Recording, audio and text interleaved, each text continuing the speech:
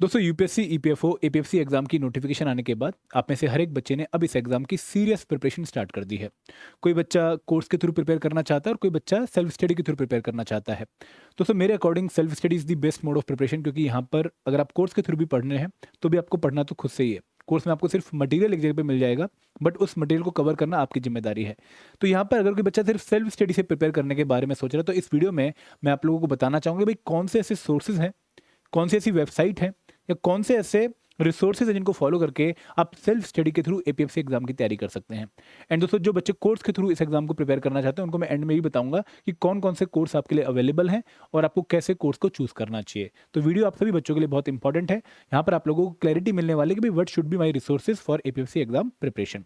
लेकिन आगे बढ़ने से पहले मैं आप लोगों से रिक्वेस्ट करूंगा कि अगर आप एडुटैप की कोर्सेज में इंटरेस्टेड हैं और आप जो है एक अट्रैक्टिव डिस्काउंट की वेट करें तो हमने आपके लिए एक डिस्काउंट अट्रैक्टिव चला रखा है। डिस्काउंट है 50% का on our master course, test series and special subject course, जहां पर आप one time 56 coupon code use करके 56% का डिस्काउंट अवेल कर सकते हैं हमारे तीनों कोर्सेज पे टिल 23 अगस्त 2026। ठीक है, तो ये जो लिंक है कोर्स परचेज करने का वो आपको वीडियो के डिस्क्रिप्शन में मिल जाएगा। अब दोस्तों हमारा एजेंडा इस वीडियो का बहुत ही क्लियर है कि सबसे पहले हम बात करेंगे कि भाई आपको डिफरेंट कंपोनेंट्स के लिए कौन सी बुक्स या फिर कौन सी वेबसाइट फॉलो करनी है और आपको कौन से कोर्सेज को प्रिपेयर करना चाहिए, फॉलो करना चाहिए एपीएफसी एग्जाम की प्रिपरेशन में। हम इसको थोड़ा डिस्कस कर लेंगे। ठीक है, तो हम स्टार्ट करेंगे उन कंपोनेंट से जो आप में से बहुत सारे बच्चों ने कभी भी नहीं पढ़े हैं, जैसे IR and labour law, accountancy, क्योंकि ये आपके लिए स्पेशल कंपोनेंट है। तो अगर मैं industrial relation and labour law की बात करूं तो इसका पहला पोर्शन है इंडस्ट्रियल रिलेशन। इंडस्ट्रियल रिलेशन की एक बुक आती है प्याली घोष एंड शिफाली नंदन की। आप इस बुक का लेटेस्ट एडिशन परचेज कर सकते हैं और यहाँ से आपने सिर्फ आईआर वाला सेक्शन प्रिपेयर करना है, यहाँ से आपने लेबर लॉ वाला सेक्शन प्रिपेयर नहीं करना है, क्योंकि वहाँ पर काफ़ी चेंजेस होते रहते हैं और ये बुक उतनी अपडेटेड नहीं रहती है।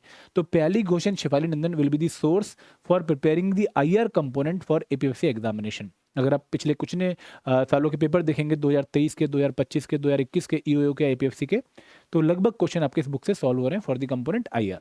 आगे बढ़ते हैं। अब दोस्तों बात करते हैं labour law and labour code की, और यहाँ पर मैं सोशल सिक्योरिटी एक्ट की भी बात करना चाहूँगा। देखो सोशल सिक्योरिटी में दो पार्ट्स हैं, एक है सोशल सिक्योरिटी स्कीम्स और दूसरा है सोशल सिक्योरिटी एक्ट। जो आपकी सोशल सिक्योरिटी स्कीम्स हैं वो आपकी कहीं ना कहीं करंट अफेयर में कवर हो रही हैं। फॉर एग्जाम्पल अटल पेंशन योजना, national pension scheme, Ayushman Bharat योजना, प्रधानमंत्री फसल बीमा योजना, तो ये स्कीम आप करंट अफेयर में ऑलरेडी पढ़ रहे हैं। अब जो दूसरा पार्ट है सोशल सिक्योरिटी एक्ट का वो आपको लेबर लॉ लेबर कोड के साथ ही एक जगह से मिल जाएगा। वो क्या साइट है? आपको ministry of labour and employment की वेबसाइट पे जाना है। इस वेबसाइट पे जाके आपने एक्ट एंड रूल वाले टैब पे क्लिक करना है और वहां से आपने आईआर वाले सेक्शन पे जाना है, जहां पर आपको आईआर के सारे एक्ट्स डाउनलोड करने का मौका मिल जाएगा। और यहाँ से आपने बेयर एक्ट डाउनलोड करके पढ़ने हैं। यहाँ पे इंडस्ट्रियल डिस्प्यूट एक्ट हो गया, फैक्ट्री एक्ट हो गया, then industrial employment standing order act हो गया, पेमेंट ऑफ वेजेस एक्ट हो गया, मिनिमम वेजेस एक्ट हो गया, ठीक है, फैक्ट्री एक्ट हो गया और ट्रेड यूनियन एक्ट हो गया। वो सारे एक्ट आप यहाँ से डाउनलोड कर सकते हैं और आपको उनका लेटेस्ट वर्जन यहाँ से मिल जाएगा। अगर मैं सोशल सिक्योरिटी एक्ट की बात करूँ तो आपको सेम साइट पे जाना है, फिर आपको एक्ट एंड रूल वाले सेक्शन पे जाना है, बट इस बार आपने आईआर की जगह पर सोशल सिक्योरिटी वाले टैब पे क्लिक करना है। तो आपको सोशल सिक्योरिटी के जो हमारे 5 एक्ट हैं, employ compensation act, employ state insurance act, EPF act, payment of gratuity act and maternity benefit act of 1961, आपको पांचों यहाँ से डाउनलोड करने का मौका मिल जाएगा। और दोस्तों इसके साथ साथ जो हमारे 4 लेबर कोड नए हैं, code on social security, code on wages, code on industrial relation, occupational safety code, वो चारों लेबर कोड भी आपको ministry of labour and employment की वेबसाइट से मिल जाएंगे। दोस्तों जो आईआर वाली बुक है प्याली घोष की, वो आपको हिंदी मीडियम में भी मिल जाएगी। और ये बेयर एक्ट अगर आपने हिंदी मीडियम में डाउनलोड करने हैं, कोड अगर आपने हिंदी मीडियम में डाउनलोड करने हैं तो आपको इंडिया कानून से डाउनलोड करने का मौका मिल जाएगा। तो यहाँ पे 4 लेबर कोड, 12 लेबर लॉ और 5 सोशल सिक्योरिटी एक्ट्स के लिए आप ministry of labour and employment की वेबसाइट से चीजें डाउनलोड कर सकते हैं। ये आपकी मेन वेबसाइट है इन पर्टिकुलर कंपोनेंट्स के लिए। आगे बढ़ते हैं। अब बात करते हैं दोस्तों अकाउंटेंसी की। देखो अकाउंटेंसी यहाँ पर मेजरली जो है वो 11-12 तक के लेवल की आती है। तो आपको 11-12 की एनसीईआरटीज पढ़नी है, बट अगर आपको एनसीईआरटीज पढ़नी कॉम्प्लेक्स लगती हैं तो उस केस में आप डीके गोयल की एक बुक आती है अकाउंटिंग प्रिंसिपल्स की, आप इस बुक को फॉलो कर सकते हैं और काफ़ी अच्छी बुक है और बहुत सिंप्लीफाई तरीके से आपको अकाउंटेंसी कवर करवा रही है। आपकी बेसिक अकाउंटेंसी यहाँ से कवर हो जाएगी। बट अगर आपको लगता है कि नहीं सर मैं अकाउंटेंसी पढ़ के नहीं समझ के किसी वीडियो को देख के कवर करना चाहता हूँ, तो आपके पास और भी रिसोर्सेज हैं। आप लोग एनआईओएस का स्टडी मटेरियल चेक कर सकते हैं। यहाँ पर आपको हर एक कंपोनेंट का स्टडी वाइज फ्री मटेरियल मिल जाता है, बहुत सारी वीडियोस आपको मिल जाती हैं। तो फॉर एग्जांपल अकाउंटेंसी की आपके पास लगभग 224 वीडियोस हैं। आप किसी भी इंस्टीट्यूट की जहाँ पर जाके वीडियो देख सकते हैं। आपको यहाँ यहाँ पर वीडियोस हिंदी इंग्लिश भाषा दोनों में मिल जाती है और यहाँ से आप उनको चेक कर सकते हैं। ठीक है, तो ये NIOS वाला मटेरियल उन लोगों के लिए है जो कि वीडियोस को ऑनलाइन कवर करना चाहते हैं, फ्री वीडियोस को, तो ये आपके लिए सोर्स बन जाएगा। सेम आप जो है NIOS की अगर और भी कंपोनेंट की चीज़ें देखना चाहें तो आपको बाकी चीज़ें भी यहाँ पर मिल जाएंगी, आप इनसे चीज़ें चेक कर सकते हैं। आगे बढ़ें, अब दोस्तों बात करते हैं ऑडिटिंग एंड इंश्योरेंस की। देखो ऑडिटिंग एंड इंश्योरेंस में ऑडिटिंग वाला जो पोर्शन है, यहाँ पर जो 9 टॉपिक आपको प्रिपेयर करने होते हैं, nature, scope, objective of auditing, auditor report हो गया, ठीक है, ऑडिट डॉक्यूमेंटेशन हो गया, उनको आप प्रिपेयर कर सकते हैं TN शर्मा की बुक से। TN शर्मा, और ये बुक जो है, sorry TR Sharma, TN Sharma नहीं, TR शर्मा, और ये बुक साहित्य भवन पब्लिकेशन की है। तो इस बुक से आप ऑडिटिंग के डिफरेंट चैप्टर्स को प्रिपेयर कर सकते हैं। डिकोडेड सिलेबस के लिए आप हमारी कंप्रेहेंसिव गाइड बुक डाउनलोड कर सकते हैं, इसका लिंक आपको वीडियो के डिस्क्रिप्शन में मिल जाएगा। और दोस्तों इंश्योरेंस के लिए एक PDF आती है, introduction to insurance by IRDAI, उसको आप इस लिंक पे जाके डाउनलोड कर सकते हैं, जो लिंक मैंने ऊपर आपको दे दिया है। और ये PDF जो है वो आपके साथ टेलीग्राम ग्रुप में शेयर हो जाएगी, वहाँ से आप इस PDF को डाउनलोड करके इस लिंक को एक्सेस कर सकते हैं। क्लियर है, तो ऑडिटिंग एंड इंश्योरेंस के लिए आपने ये वाले सोर्स फॉलो करने हैं। अब बात करते हैं कंप्यूटर अवेयरनेस की। तो कंप्यूटर अवेयरनेस के लिए आप एक तो अरिहंत पब्लिकेशन की बुक आती है कंप्यूटर अवेयरनेस की, आप इसको फॉलो कर सकते हैं। और इसके अलावा आप क्लास 11th की कंप्यूटर साइंस NCERT के पहले 3 चैप्टर भी यहाँ से पढ़ सकते हैं। प्लस कंप्यूटर अवेयरनेस में अगर कोई लेटेस्ट डेवलपमेंट है वो आप करंट अफेयर से कवर कर सकते हैं। जैसे लास्ट टाइम उन्होंने ChatGPT के रिगार्डिंग क्वेश्चन पूछा था, तो वो आपका करंट अफेयर से कवर हो जाता है। क्लियर है, तो कंप्यूटर अवेयरनेस के लिए अरिहंत पब्लिकेशन की बुक, यहाँ पर थ्योरी भी है, यहाँ पर MCQs भी हैं, अच्छी बुक है काफ़ी, और फिर ये 3 चैप्टर और प्लस करंट अफेयर। क्लियर है, अब बात करते हैं स्टैट की। तो स्टैट के लिए आप कोई भी एक रैंडम सोर्स फॉलो कर सकते हैं, ऐसा कोई यहाँ पे बहुत ज़्यादा एफर्ट लगाने की जरूरत नहीं है। आपने मीन, मोड, मीडियन और स्टैंडर्ड डेविएशन पे फॉर्मूला बेस्ड न्यूमेरिकल प्रैक्टिस करने हैं, तो आप ये बुक आती है जो Tier 1 Tier 2 पेपर्स के लिए, आप इस SSC की बुक को फॉलो कर सकते हैं फॉर स्टैट कंपोनेंट। अब बात करते हैं GS कंपोनेंट की। तो GS कंपोनेंट में पहला कंपोनेंट है इंडियन पॉलिटी का। तो इंडियन पॉलिटी के लिए सिविल सर्विस एग्जाम वाला जो मेन सोर्स है लक्ष्मीकांत, वही यहाँ पर इनफ है। आपको पिछले कुछ सालों के पेपर्स में इस पर्टिकुलर बुक से सारे के सारे क्वेश्चन हिट होते हुए दिखते हैं, तो आप इस बुक को डेडिकेटेडली फॉलो करिए, कोई दिक्कत वाली बात नहीं है, बेस्ट बुक है ये, और आपको पॉलिटी बहुत सिंपलीफाई तरीके से कवर करवाती है। ठीक है, तो ये M लक्ष्मीकांत की इंडियन पॉलिटी की बुक आप फॉलो कर सकते हैं। अब दोस्तों बात करते हैं फ्रीडम स्ट्रगल की, मतलब मॉडर्न हिस्ट्री की। तो मॉडर्न हिस्ट्री के लिए आप स्पेक्ट्रम की बुक फॉलो कर सकते हैं, काफ़ी अच्छी बुक है। और अगर आप स्पेक्ट्रम की बुक फॉलो कर रहे हैं ना, तो आपको शेखर बंदोपाध्याय की प्लासीटू पार्टीशन पढ़ने की जरूरत नहीं है, आपको मीना भार्गव मैडम की बुक पढ़ने की जो है जरूरत नहीं है, डिक्लाइन ऑफ मुगल वाली, आपको इंडिया स्ट्रगल फॉर इंडिपेंडेंस पढ़ने की जरूरत नहीं है, क्योंकि इस बुक में आपको सभी की समरी मिल जाती है। तो राजीव अहिर की जो स्पेक्ट्रम की बुक है, इसका आपका लेटेस्ट एडिशन अगर आप पढ़ लेते हैं तो एग्जाम की रिक्वायरमेंट मीट हो जाती है। और दोस्तों इसके बाद अगर मैं बात करूँ कल्चर की, तो कल्चर के लिए आपको जो टॉपिक्स हैं वो प्रिपेयर करने चाहिए नितिन सिंघानिया की बुक से। कुछ बच्चे बोलेंगे कि सर क्लास 11th की जो फाइन आर्ट्स की बुक है क्या वो पढ़नी है? अगर आप नितिन सिंघानिया पढ़ रहे हैं तो वो बुक पढ़ने की जरूरत नहीं है। सिमिलरली अगर आप स्पेक्ट्रम पढ़ रहे हैं तो अगेन आपको थीम 3 जो 12th क्लास की बुक है इंडियन हिस्ट्री की, वो भी आपको पढ़ने की जरूरत नहीं है। ठीक है, तो ये आपकी कल्चर के लिए सॉल्यूशन हो गया। अब दोस्तों साइंस की बात करूँ तो साइंस में यहाँ पर बेसिक साइंस भी आती है और आपकी टेक्नोलॉजी बेस्ड क्वेश्चन भी आते हैं, बट बेसिक साइंस से ज़्यादा क्वेश्चन आते हैं। आपको लगभग 10 में से 8 क्वेश्चन बेसिक साइंस से देखने को मिलेंगे और 2 क्वेश्चन के आसपास आपको टेक्नोलॉजी बेस्ड देखने को मिलेंगे। तो जो आपके बेसिक क्वेश्चन है वो आपके NCERT बेस्ड आते हैं, तो आपको 6 से 10th की NCERT अच्छे से कवर करनी है।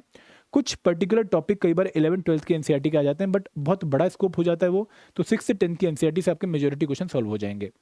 और टेक्नोलॉजी के लिए आप करंट अफेयर में जो टेक्नोलॉजी न्यूज़ में है, फॉर एग्जांपल करंट अफेयर में अगर ब्लैक बॉक्स का जिक्र आया है, अगर ड्रोन टेक्नोलॉजी का जिक्र आया है, तो जितनी नॉलेज करंट अफेयर में दी गई है उतनी ही आपके एग्जाम के लिए सफिशिएंट है फॉर दी टेक्नोलॉजी वाला पार्ट। आपको बहुत डिटेल में जाने की जरूरत नहीं है कि आप नैनो टेक की सारी बाल की खाल निकाल रहे हो, नहीं, उतनी जरूरत नहीं है यहाँ पर। तो यहाँ पर basic science should be your more focused area. ठीक है, तो इसके लिए NCERT क्लास 6 से 10th की। अगर इंडियन इकोनॉमी की बात करूँ तो इंडियन इकोनॉमी में मुझे लगता है कि रमेश सिंह पढ़ने की जरूरत नहीं है, काफ़ी हैवी बुक है। आप क्लास 11th की NCERT इंडियन इकोनॉमिक डेवलपमेंट पढ़ सकते हैं और क्लास 12th की NCERT इंट्रोडक्टरी मैक्रो इकोनॉमिक्स पढ़ सकते हैं, माइक्रो पढ़ने की जरूरत नहीं है। और आप प्लस करंट अफेयर से इस इकोनॉमी सब्जेक्ट को जो है कंप्लीमेंट कर सकते हैं। तो this should be your overall source for Indian economy. हाँ, अगर आप एडिशनली कुछ प्रिपेयर करना चाहें तो मृणाल सर के यूट्यूब पे लेक्चर देख सकते हैं। क्लियर है। इसके बाद दोस्तों अगर मैं बात करूँ क्वान्टिटेटिव एप्टीट्यूड की, तो क्वांटिटेटिव एप्टीट्यूड में मैं पहले तो आपको सजेस्ट करना चाहूँगा कि अगर आप नॉन UPSC वाले बच्चे हैं, आपने कभी UPSC एग्जाम की तैयारी नहीं कर रखी, तो UPSC CSET के आपको पिछले कम से कम 10-12 सालों के पेपर सॉल्व करने चाहिए। आपको CAPF CDS के भी पेपर सॉल्व करने चाहिए और फर्दर प्रैक्टिस के लिए आप RS अग्रवाल की बुक फॉलो कर सकते हो। तो यहाँ पर कंटेंट तो शायद आपने अपने एग्जाम में क्वांटिटी का ऑलरेडी पढ़ लिया होगा, रीजनिंग का ऑलरेडी पढ़ लिया होगा, इंग्लिश का ऑलरेडी पढ़ लिया होगा, बट प्रैक्टिस करने के लिए आपको CSET CAPF CDS के पुराने पेपर सॉल्व करने चाहिए और आपको इस बुक से मीडियम लेवल क्वेश्चन प्रैक्टिस कर लेने चाहिए। अब दोस्तों अगर मैं रीजनिंग की बात करूँ तो रीजनिंग में भी सेम बुक आती है, आर एस अग्रवाल की।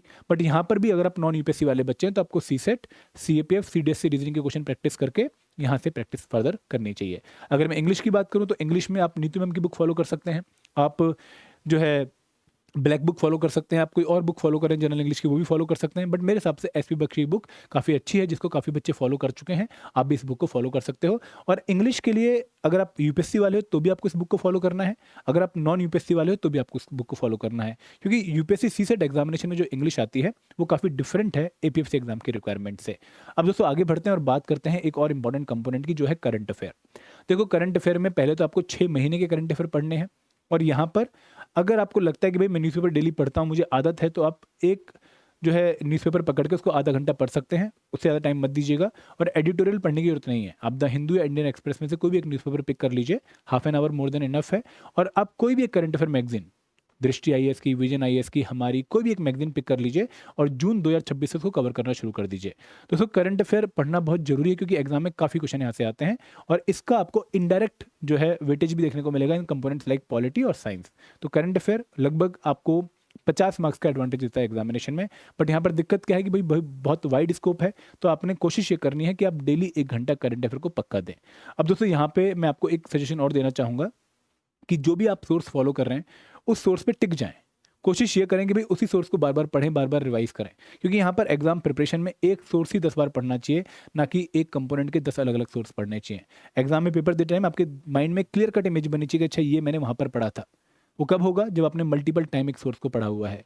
एंड दोस्तों अगर आप कोर्सेज का पार्ट बनना चाहते हैं, अगर आप कोई कोर्स चूज करना चाहते हैं, तो देयर आर मल्टीपल कोर्सेज। आप चाहें तो सक्सेस ट्री का कोर्स चेक कर सकते हैं, आप चाहें तो व्यास आईएएस का कोर्स चेक कर सकते हैं, आप चाहें तो और भी बहुत दृष्टि आईएएस का कोर्स है, बहुत सारे इंस्टीट्यूट में देख रहा हूँ जो कोर्स इस बार लॉन्च कर रहे हैं, तो आप उनके कोर्स को चेक कर सकते हैं। बट मेरा सजेशन ये है कि कोर्स लेने से पहले एक बार उसका डेमो पक्का चेक कर लीजिए, क्योंकि आपके पास बहुत ज़्यादा हिट एंड ट्रायल का स्कोप नहीं है कि आप इस बार कोर्स लेके देख लें, अच्छा नहीं हुआ तो चल अगली बार कोई और ले लेंगे, ऐसी सिचुएशन नहीं है।